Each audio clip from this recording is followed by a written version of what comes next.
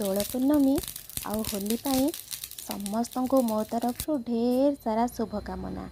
ଆଉ ଗ୍ରହଣ ପାଇଁ ବହୁତ ସାରା ଭଲ ଉପଦେଶ ଯେମିତି ପିଲାମାନଙ୍କୁ ଦେବା ଆଉ ନିଜେ ସୁରକ୍ଷିତ ହୋଇ ଗ୍ରହଣ ସମୟରେ ଘର ଭିତରେ ରହିବା, ପିଲାମାନଙ୍କୁ ଭଗବାନଙ୍କ ବିଷୟରେ କିଛି କାହାଣୀ ଶୁଣେଇବା, ନିଜେ ଦିନ ସାରା କିଛି ଭଗବାନଙ୍କର ପୁରାଣ ମନ୍ତ୍ର କିଛି ଭଗବାନଙ୍କର ସ୍ତୁତି ପଢ଼ିକି ଦିନଟା ଆଜି ଭଲରେ କଟାଇ ଦେବା। ତାହେଲେ ଆଜିର ଗ୍ରହଣ କେମିତି ସ୍ପେଶାଲ ରେସିପି ଲାଗିଲା ନିଶ୍ଚୟ ଜଣେଇବେ। ରହୁଛି। ଜୟ ଜଗନ୍ନାଥ।